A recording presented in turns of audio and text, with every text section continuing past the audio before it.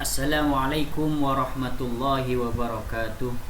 Bismillahirrahmanirrahim. Alhamdulillahi alamin wa bihi nasta'inu ala umuri dunya waddin. Wassalatu wassalamu ala asyrafil anbiya wal mursalin sayyidina wa maulana Muhammadin wa ala alihi wa ashabihi ajma'in, amma ba'du.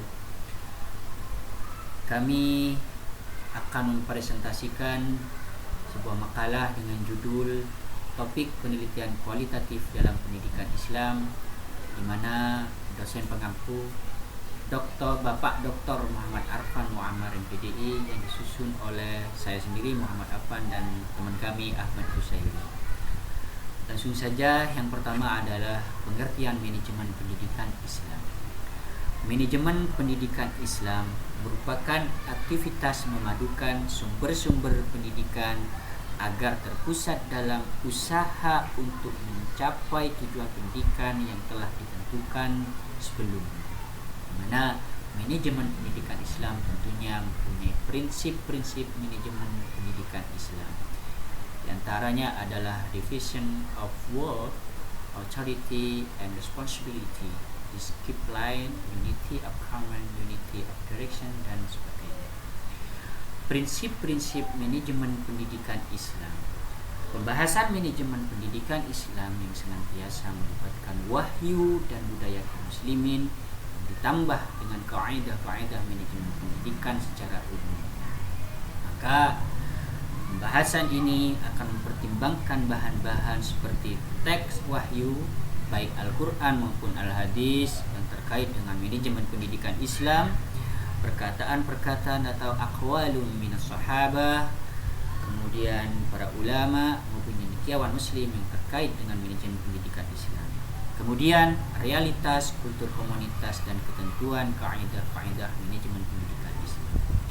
Fungsi manajemen pendidikan Islam yaitu ada 4. Yang pertama adalah fungsi perencanaan atau planning, kemudian fungsi pengorganisasian atau organizing, kemudian fungsi pengarahan atau directing, kemudian yang keempat adalah fungsi pengawasan atau kontrol.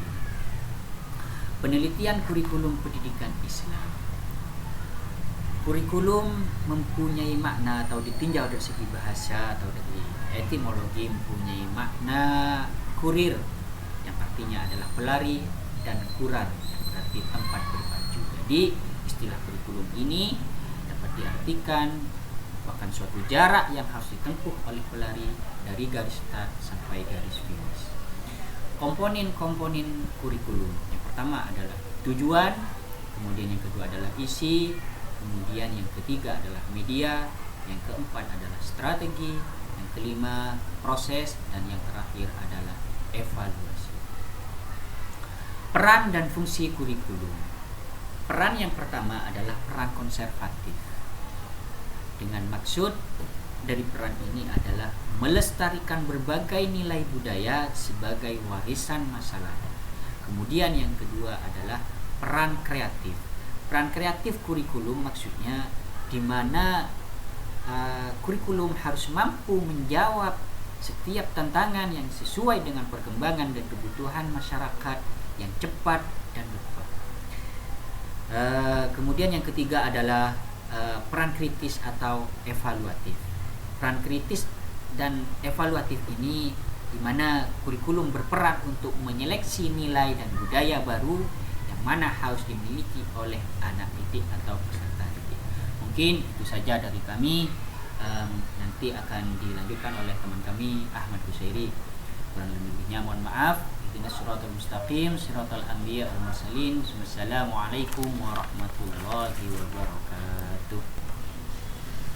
Assalamualaikum warahmatullahi wabarakatuh. Alhamdulillahilladzi bi ni'matihi tatimmus shalihat. Wassalatu wassalamu ala sayyidis sadat wa ala alihi wa sahbihi ahli fadhaili wal karamat. Subhanaka la ilma lana illa ma 'allamtana innaka antal alimul hakim.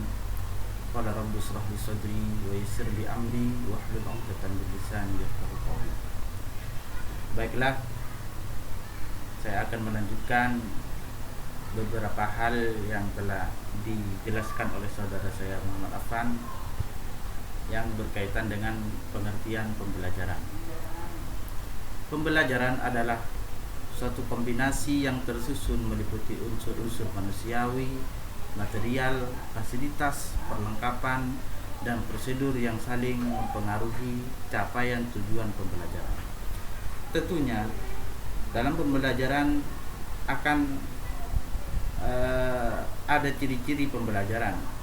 Ada 3 ciri khas yang terkandung dalam sistem pembelajaran, yaitu 1. Rencana, ialah penataan ketenagaan, material, dan prosedur yang merupakan unsur-unsur sistem pembelajaran dalam suatu rencana khusus.